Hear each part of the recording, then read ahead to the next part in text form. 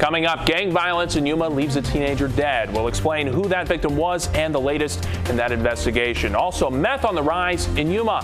We'll tell you steps being taken to try and stop it. Plus, leading GOP candidates faced off tonight in a debate. We'll bring you the highlights tonight. 13 on your side, live at 10, starts right now. Live from across the desert Southwest with your latest local coverage. This is 13 on your side, live at 10.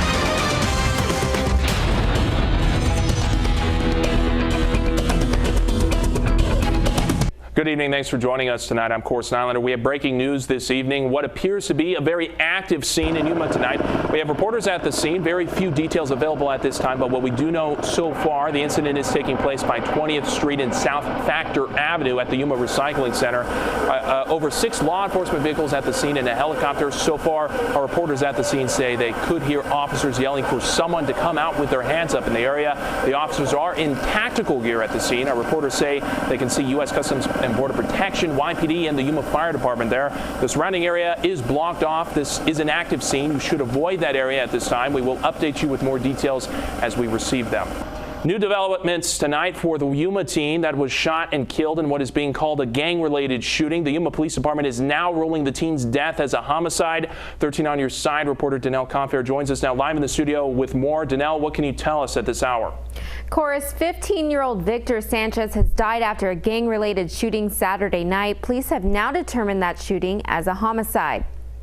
The shooting happened here off of 17th Avenue in Yuma. 15-year-old Victor Sanchez, the victim, did not survive. Now the Yuma Police Department have determined his death as a homicide. It's got to stop. It's got to stop somewhere. There's got to be somebody out there who's willing to give some information. The shooting happened Saturday night. Police say the Yuma High School student and football player was transferred to a Phoenix hospital. We've learned he died Wednesday. As for the cause of the shooting, YPD says it's gang-related. It's the second gang-related shooting within a month. The Yuma Police Department says they still have no suspects. We had 2 young kids get shot a couple weeks ago, and now we've got a 15-year-old who's lost his life. Franklin's referring to when 2 children were shot off of James Drive and 24th Street. Both children survived but were in critical condition. The Yuma Union High School District has declined to comment on his death, but neighbors say the shots fired Saturday night woke them up. Yeah, he was laying in bed when he heard about 2 shots because he was sleeping and he couldn't hear much. 13 on your side asked if the neighborhood seemed unsafe now. Yeah, he says no because we've never experienced that before. The case is still under investigation at this time. YPD says they do not have any suspects. A GoFundMe account has been set up for the Sanchez family to pay for funeral expenses. They will also raise money with a car wash this Saturday on 4th Avenue at the Taco Bell.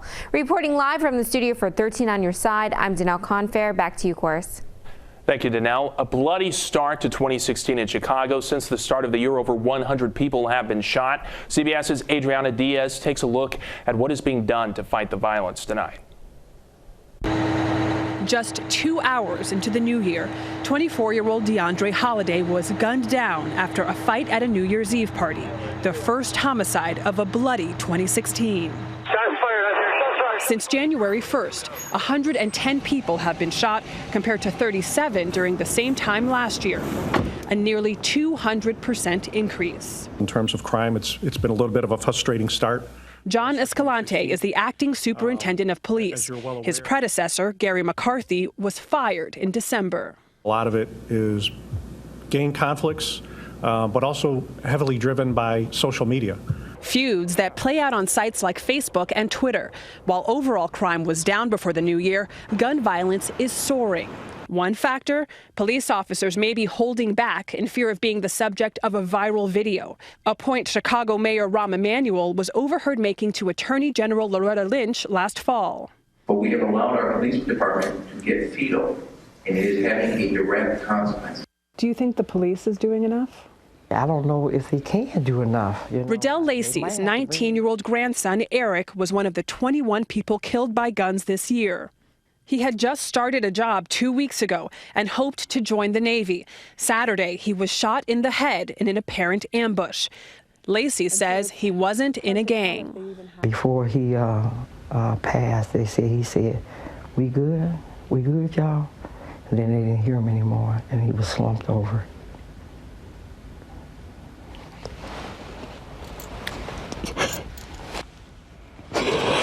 Oh, God. Oh, God.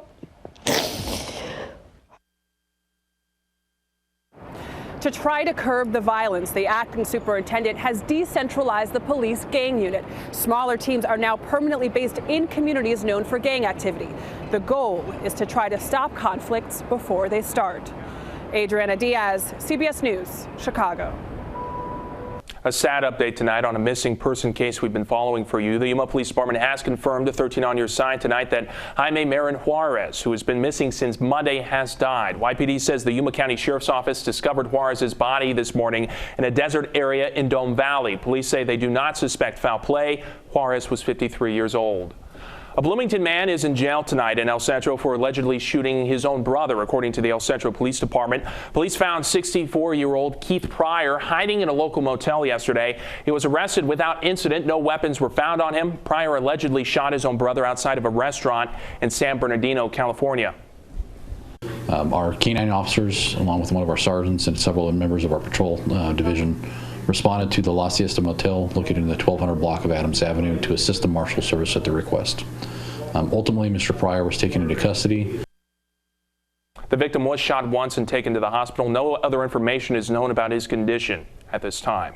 Some people may be wondering if there is a meth problem in Yuma. Well, the answer to that question seems to be yes, and over the years, it's becoming more and more common around the desert Southwest. This afternoon, United for Yuma Anti-Meth campaign shared a presentation to local business leaders to educate them on the meth issues we're facing in the Yuma sector.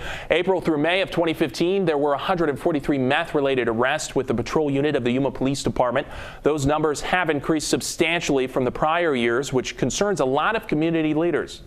Unless you're part of that scene, it's not well known, and that's part of the campaign, is to sort of educate the public that there is a problem.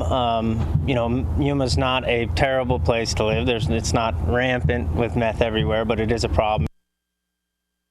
They hope to not only have their support, but also the businesses of Yuma could help in addressing the problem. Tonight, Somerton held a stakeholder meeting to discuss the redevelopment of the downtown area. The city has been planning the redesign of downtown Somerton for about 4 years now in an attempt to bring in economic development. 13 on your side reporter Chase Golightly was at that meeting, and he joins us now live in the studio to tell us what they discussed. Chase? Thank you, Course. Business owners discussed what they would like to see in the redevelopment of downtown Somerton with the company who is in charge of the project. They say they want the new downtown to showcase the art and culture of the city. We always want to involve the community in any kind of endeavor like this that we do. Business owners of downtown Somerton gathered to meet and talk with developers about the future of Main Street. Oh, I think that this will be an excellent opportunity for Somerton to show some of the great assets. The main topic discussed was doubling the width of the sidewalks to allow more businesses to expand their property and also to make room for more visitors coming to the downtown area. A whole different range of economics when you go from 5 or 6 or 8 feet to an 18 to 20 foot or 15 foot sidewalk. You see on-street dining, you see a more vibrant, what we call a pedestrian zone. When discussing with business owners, they said they want the art and culture of Somerton to be implemented into the redesign. I would like to see more like art, more of the culture of this community to be reestablished there. That sense of history, the sense of culture, the vibrant history that's gone on here in Somerton, being the agricultural background, the strong Hispanic cultural background. I think all of that needs to play into the design, and I think some of the things we heard tonight really kind of bring that to light. The next meeting will be on February 11th, where the general public is allowed to discuss what they would like to see in the future of downtown Somerton. It'll be very much tailored towards what we're hearing, what we're seeing, residents and staff kind of want, and it'll reflect those desires in that set of drawings for. The redevelopment will occur between Somerton Avenue and Cesar Chavez Avenue on Main Street and will cost about $59,000. For more information, you can visit our website at kswt.com. Reporting live for 13 on your side, I'm Chase Golightly. Live from across the desert Southwest, this is 13 on your side.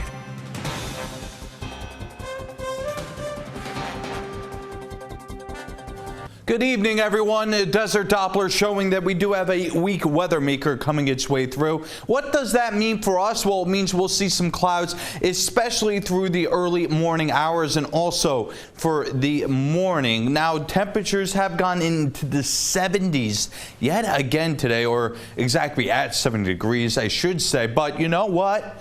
We are looking at more weather right around where we are now. We'll talk about what to expect for your weekend and beyond in your 7-day forecast in just a few moments. We'll send it back to course.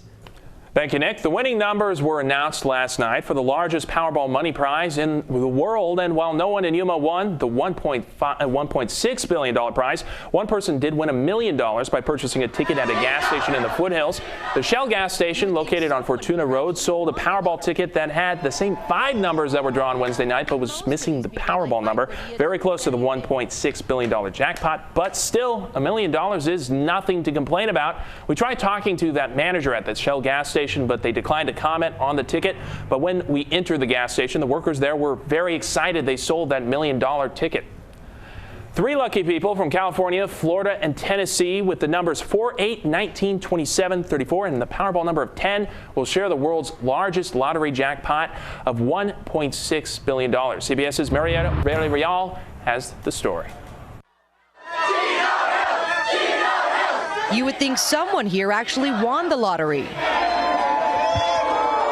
But most of these people, like Mike Radia, didn't win anything. They simply showed up to celebrate one of the winning tickets sold here. Do you think the winner could have been here tonight? It's hard to say. If I won, I probably would not be here. 7-Eleven owner Balbar Atwal immigrated to the United States from India in 1981 without knowing a word of English.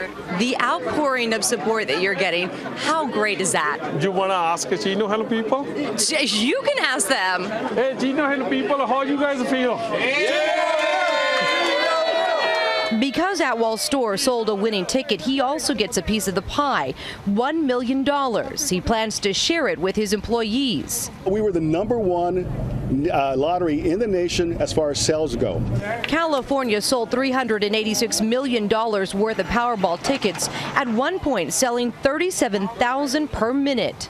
Winning tickets were also sold in Munford, Tennessee, and at a Publix store in Melbourne Beach, Florida. I was watching the news and all of a sudden I just screamed out loud, oh my God, my store. There were also 8 $2 million winners and 73 $1 million winners. Tickets with only 5 matching numbers. But last night's losers can still dream. Saturday's Powerball jackpot is a mere $40 million. Mireya Villarreal, CBS News, Chino Hills, California. That's a lot of money.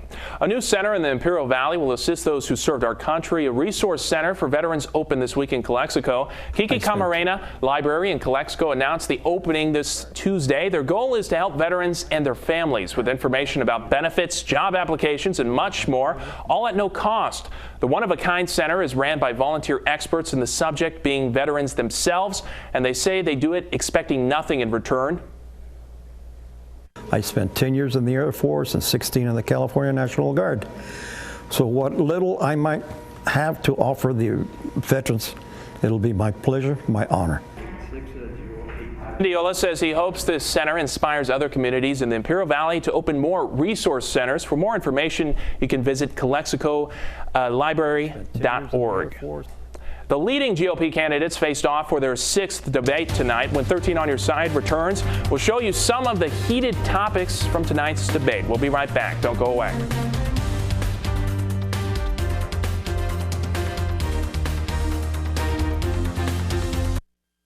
Live from across the desert Southwest, this is 13 on Your Side. Welcome back. The man who admits to killing 3 people during an attack on Planned Parenthood in Colorado Springs insists he is sane. The gunman, Robert Deere, called reporter Rick Salinger for a phone interview from jail Deere explained what led him to shoot up the health center the day after Thanksgiving. In court, Robert Deere claimed the truth was being hidden. There's a lot more to this than me to go silently into the grave. Court records in the case have been ordered sealed. So after admitting he was the gunman in the Planned Parenthood attack, Deere called CBS 4 from jail.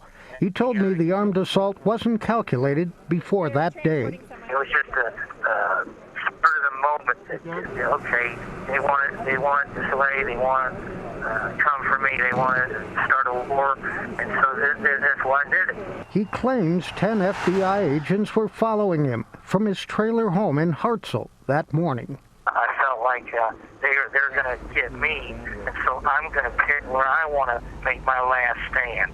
And I picked the Planned Parenthood because it's murdering little babies. Deere claimed the FBI tipped off the clinic that he was coming. When I got there, of course, those guys, they knew I was armed. They knew everything about me.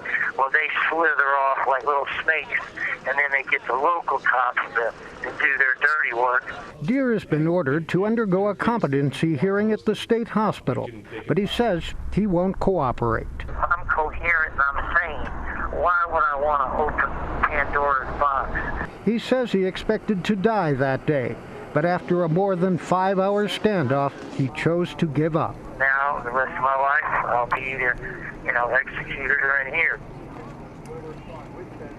It was the smallest field of Republican presidential candidates on the main stage for the 6th debate.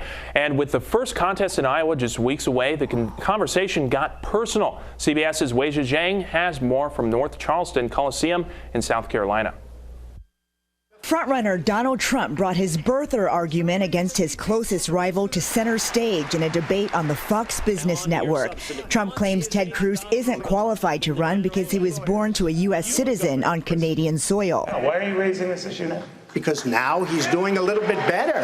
No, I didn't care before. I've spent my entire life defending the Constitution before the U.S. Supreme Court, and I'll tell you, I'm not going to be taking legal advice from Donald Trump. You don't have to. But Trump made no apologies for his tone, rebuffing criticism from the GOP and South Carolina Governor Nikki Haley. I'm angry because our country is a mess. Cruz also took heat for failing to disclose $1 million loan from Goldman Sachs used to finance his 2012 Senate campaign. Yes, I made a paperwork error disclosing it on one piece of paper instead of the other. But the universal opponent on stage was Democrat Hillary Clinton. Someone who lies to the families of those 4 victims in Benghazi can never be president of the United States. If she gets elected, her first 100 days, instead of setting an agenda, she might be going back and forth between the White House and the courthouse. The candidates get another chance to face off in 2 weeks, just days before the Iowa caucuses. Weijia Zhang, CBS News, North Charleston, South Carolina. New details tonight about Russian President Vladimir Putin's latest military plans. Will those plans destabilize one of the United States' most important military alliances? Brian Todd reports. Russian President Vladimir Putin appears to be flexing his muscle and his missiles. In a briefing with the Russian news media, Putin's defense minister boldly declares his military will create 3 new divisions on Russia's western flank with Europe and will make 5 nuclear missile regiments ready for combat duty this year. U.S. and NATO officials tell CNN they're monitoring this, assessing the impact on Western security. One NATO official says it's destabilizing, and NATO's prepared to defend itself. We have to remember that Russia still sees NATO and the Western alliance as a major military threat and as a major threat to Russia's long-term existence. The feeling's mutual. The top U.S. Air Force commander in Europe says Putin's big missile defense buildup along his borders with Eastern Europe is, quote, very serious because the buildup is denying NATO access to some parts of European airspace. Analysts tell CNN Putin is again flexing his military muscles, including the nuclear deployment, in part because of this comment. Russia is a regional power. A remark which apparently still rankles Putin. But analysts also say Putin's sending strong internal signals to his people that he's their protector and to potential enemies in the Kremlin. It's also very important to placate the Russian military. because for many years the Russian military were disgruntled. They were dissatisfied, obviously, with their weakness, both in terms of their force structure, but in terms of their capacity, their equipment. Everything was aging. Experts say Putin is also signaling to President Obama during the week of his final State of the Union address that Putin is ready to move on from the man now in the Oval Office who he's never gotten along with to the next president. If you're sitting in the Kremlin, you're saying this guy's only got a year left on his watch, let's just ignore him. He doesn't really matter. And set yourself up to do business with the new president a year from now.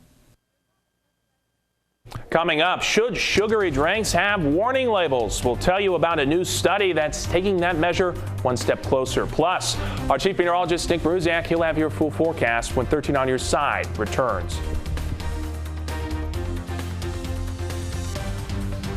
Live from across the desert Southwest, this is 13 on Your Side. Good evening. Desert Doppler showing a few clouds starting to stroll across the Imperial Valley. I mean, this is something that I expected to occur a little bit later in the night, but either way, I don't think it's going to affect our weather too much. If anything, it'll help keep our overnight lows up a few degrees. 50s right now through the Imperial Valley, so we're not seeing 40s quite yet all across the area. Look at Blythe and YPG, still at 50. Wouldn't shock me, though, if Quartzsite, which unfortunately isn't pictured, would be in the 40s. But I'm still thinking that most of us will be in the 50s for the next hour or so, and then eventually all of us will see 40s and some places even 30s. Wind speeds are light. That will help keep things relatively cool tonight. Of course, when you talk about dry, calm conditions, that is the recipe for some cold overnight lows. Now, the only thing that would prevent it from getting, let's say, even colder, that would be the cloud cover. Even still, 38 and 39 through the Imperial Valley, 45 through Yuma, and 38 through Blythe. Now, depending on how thick those clouds are, that could also affect our numbers. So this is probably on the low end of what to expect. We could even see temperatures not get below 40 degrees. It's just kind of dependent on how thick that cloud cover will come in, especially during our coldest hours, which tends to be right around 4, 5, and 6 a.m. just before the sun does rise. 48 tomorrow to start off your day. You notice those clouds really hanging around till the morning, and then eventually lunchtime and even pickup time, I think we'll see them take a hike and get out of here. 70 degrees will be around the high temperature just about everywhere, so it's going to be a very pleasant day. It's just going to be a little bit of a cooler start in Imperial as compared to Yuma. Future pattern does paint a picture that we should see slightly warmer weather. How slight? Well, we're only talking about a 2 to 3 degree temperature difference from realistically today through just about any of the 7 days in our 7-day forecast. So this is going to be a pattern that really doesn't change too much, even though we do see a ridge try and build in over us. This on Sunday. The warmest day of the group will be Monday, and then eventually I think we'll start to see things kind of taper off, and then eventually as we get towards Wednesday into Thursday, we'll see temperatures pretty much where they are today, maybe even a bit cooler. Here's what we're looking at in Yuma. We are looking at partly sunny tomorrow, and then again mostly sunny throughout the next few days. Monday's your warmest day, and then eventually I think it tapers back. Wednesday does look breezy, even though we'll see a few clouds. I still think that it's going to be kind of the day where we knock things back, and overall we'll see a few clouds here or there, which is certainly more than we are used to seeing, but nothing in terms of rainfall is in the cards as of right now. Don't go anywhere. We'll be right back. Live from across the desert Southwest, this is 13 on Your Side. Thanks for staying with us. A new study has taken a California bill one step further. California has been attempting to get warning labels to be placed on sugary products like sodas and energy drinks. The survey, which was administered by the University of Waterloo in Ontario, surveyed over 2,000 parents and had them answer a variety of questions, one of which was whether they would be deterred if a product had a label reading that sugary drinks contribute to obesity, diabetes, and other health problems. According to the study, 53% of parents surveyed opted out of buying the drink because of the warning labels. So this brings us to our topic of the day. We asked you, would a warning label on a sugary drink change your eating habits?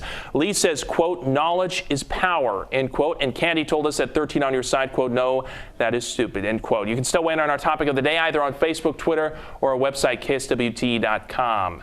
And don't go away. Stay tuned to 13 on your side. It's going to get a little jazzy when we return. We'll be right back.